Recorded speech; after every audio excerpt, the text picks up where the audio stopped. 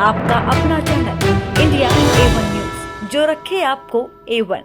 साथियों, कल आपने ये खबर पढ़ी होगी जिसमें आया कि सबसे प्रदूषित रहे देश के 52 जिलों में 20 हरियाणा में हैं और 2 पंजाब में। इसमें सबसे ऊपर हनुमानगढ़ है, फिर फतेहाबाद है, फिर हिसार है, फिर जींद है, फिर फरीदाबाद है, ग्रेटर नोएडा है।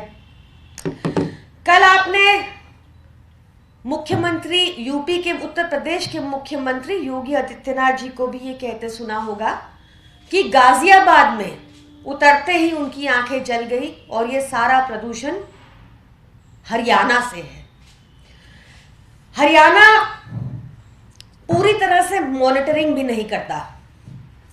हरियाणा का करीब 45,000 स्क्वायर किलोमीटर टोटल एरिया है, जिसमें सिर्फ 29 जगह पर मॉनिटरिंग होती है। सिर्फ 29 जगह पे 44,000 स्क्वायर किलोमीटर में मॉनिटरिंग होती है।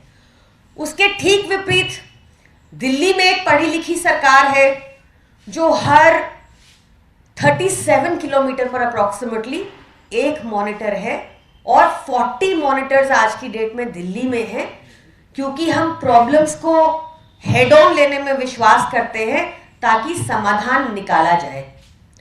कल आप सबने देखा होगा कि लोनी गाजियाबाद में, जहां की बात मुख्यमंत्री, उत्तर प्रदेश के मुख्यमंत्री ने कही, वहां के एक ऑफिसर के ऑफिस के आगे जहां पर AQI मॉनिटर लगा है, वहां पर लगातार वाटर कैनन यूज किया जा रहा था ताकि रीडिंग कम हो जाए। उसके बावजूद वहां की रीडिंग दिल्ली से हायर थी। साथ ही हमें पता है कि इस टाइम पे जो प्रदूषण है वो पराली से रिलेटेड है, और हमें ये पता है, डाटा ऐसा दिखाता है, आंकड़े दिखाते हैं कि पंजाब में बीते 1 साल में, जब से आम आदमी पार्टी की सरकार आई है, हमने प्रदूषण पे लगातार काम किया है, जिस वजह से पंजाब में पराली का प्रदूषण 50% से लेकर 67% की रिडक्शन तक अभी तक रिकॉर्ड किया गया है। हमने CAQM को कमिटमेंट भी दिया हुआ है कि हम 50% रिड्यूस करेंगे पोल्यूशन इस बार, और इस कमिटमेंट को हम करके दिखाएंगे। जैसे हमने दिल्ली में इस बार 200 गुड एयर डेज किए लगातार दिल्ली की जनता के और दिल्ली सरकार के प्रयासों से, वैसे ही हम पंजाब में प्रतिबद्ध हैं और लगातार काम करते रहेंगे। हरियाणा में कंपैरेटिवली इतने साल से खट्टर सरकार है। हरियाणा में कंपैरेटिवली सिर्फ 14 lakh hectares of land paddy cultivation में है, जबकि पंजाब में ये नंबर 31 लाख हेक्टेयर्स है। तो अगर हमने पंजाब में 1 साल में 50 से 67% का रिडक्शन रिकॉर्ड किया है अब तक, हरियाणा सरकार ये करने में क्यों विफल रही है? क्यों उनके अपने ही मुख्यमंत्री उत्तर प्रदेश के योगी आदित्यनाथ जी को भी एहसास दिलाना पड़ा कि हरियाणा की स्थिति कितनी गंभीर है? क्यों आज की डेट में 44,000 किलोमीटर एरिया ऑफ लैंड, जो टोटल हरियाणा का लैंड है 44,000 प्लस है, उसमें सिर्फ 29 मॉनिटर्स लगे हैं, और 29 में से भी 21 सिर्फ NCR से सटे हुए हैं। यह स्थिति है जहां पर रिकॉर्ड हो नहीं रहा, वहां की स्थिति सोचिए।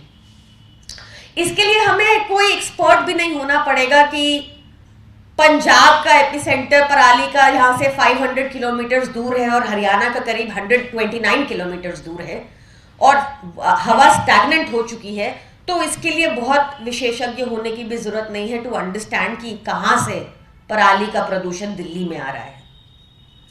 यह बहुत जरूरी है कि हरियाणा सरकार से सवाल पूछे जाएं कि वो क्यों नहीं कर पा रहे जो पंजाब ने 1 साल में करके दिखा दिया। क्या ex situ और in situ मेजर्स हरियाणा सरकार ने लिए हैं? क्या हरियाणा सरकार ने कौन सी इंडस्ट्रीज के साथ टाई अप किया है ताकि वो पराली खरीद लें? क्या हरियाणा सरकार ने पंजाब सरकार की तरह 9 स्टेशंस जो पंजाब सरकार ने बठिंडा में बनाए हैं, जहां पर पराली को डिपॉजिट किया जा सकता है, जो आगे इंडस्ट्रीज में यूज की जा सकती है, ऐसा हरियाणा ने क्यों नहीं किया? क्यों हरियाणा की सरकार ने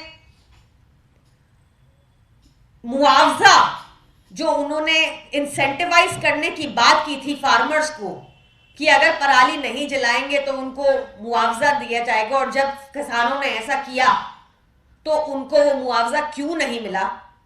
क्यों नहीं सवाल पूछा जाना चाहिए हरियाणा सरकार से कि आपको तो केंद्र से भी इतना पैसा मिलता है पराली को एड्रेस करने के लिए, पंजाब को नहीं मिलता, आपको इतना पैसा मिलता है, वो पैसा कहां गया?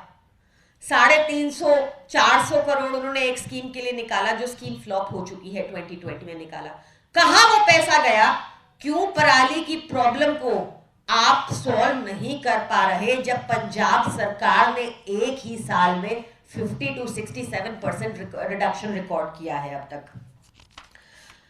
आप लगातार दिल्ली सरकार को, दिल्ली के लोगों को आप लगातार गालियां देते रहिए, कोई बात नहीं, गालियां देने से प्रदूषण कम होता है तो आप दीजिए खूब गालियां, कोई बात नहीं। पर क्या हमने कभी भी किसी भी मुख्यमंत्री को बात करते सुना पोल्यूशन के बारे में? क्या हमने कभी भी, क्या हम देश के किसी भी इन्वायरमेंट मिनिस्टर को जानते हैं गोपाल राय जी के बारे में, एक्सेप्ट गोपाल राय जी के बारे में? कभी हमने किसी को ग्राउंड पे देखा? कभी हमने कोई वॉर रूम देखा? कभी हमने एक्स सिटू इन सिटू मेजर्स की बात सुनी किसी और सरकार से, आम आदमी पार्टी सरकार के अलावा? तो बहुत जरूरी है कि खट्टर सरकार जवाब दे, क्यों वो फार्मर्स को मजबूर कर रहे हैं पराली जलाने पर, क्योंकि उन्होंने फार्मर्स के लिए कोई सोल्यूशन नहीं निकाला। सोल्यूशन ये नहीं है कि आप फार्मर पर जाकर FIR कर दें, जो खट्टर सरकार जानी जाती है जिसके लिए। As a responsible government Khattar सरकार ने क्या किया, और अगर उनको समझ नहीं आती तो हम पंजाब से एक्सपर्ट्स भेज देंगे, हम पंजाब से एक्सपर्ट्स भेज देंगे, हम पंजाब से हमारे 4500 किसान मित्र भेज देंगे, जो बताएंगे कहां पर मशीनों की, कितनी मशीनों की, CRM मशीनों की किस इलाके में जरूरत है, जो जाकर किसान को समझाएंगे कि उनके पास क्या क्या ऑप्शंस अवेलेबल हैं। खट्टर सरकार हमारे एक्सपर्ट्स यूज कर ले, पर हर साल दिल्ली को इस धुएं में डुबोना बंद करें। Thank you. प्रियंका जी, आप भी कह रही हैं कि हरियाणा में चीज़ें मॉनिटर नहीं हो रही हैं, इसलिए पता नहीं चल रहा है, लेकिन कल ही LG ने बोला है कि पंजाब में सबसे ज़्यादा मामले आए हैं, 90% से ज़्यादा मामले पंजाब में स्टबल बदली। मैं आपको एक आंकड़ा देती हूँ, मैं ये कह ही नहीं रही कि पंजाब में प्रॉब्लम खत्म हो गई है। मैं आपको बता रही हूँ कि हमारी सरकार ने पिछले एक साल में 50 to 67% रिडक्शन किया है। CAQM को कमिटमेंट दिया है already at the start of the season कि 50% रिडक्शन होगा। इसके विपरीत 39 बायोकेमिकल प्लांट्स शुरू हो रहे हैं। ये सब ये इस साल का आंकड़ा है, अगले साल तक और ड्रॉप होगा, क्योंकि बहुत सारे मेजर्स जो हमने ले लिए हैं उसको रिजल्ट देखने में एक साल का और टाइम लगेगा। मैं आपको एक आंकड़ा और देती हूँ, ये 1 नवंबर का आंकड़ा है, आप इससे आकलन लगा सकते हैं कि 1 नवंबर 2022 को 17,846 फार्म फायर्स हुई थी पंजाब में, और 1 नवंबर 2023 को 9,594 फार्म फायर्स हुई पंजाब में। इस दिन 46% का रिडक्शन था, और अब शुरू से लेकर अभी तक, अक्टूबर के महीने से लेकर अभी तक जो पराली जलाने का सीजन होता है उसमें अप टू 67% रिडक्शन देखा गया है पंजाब में।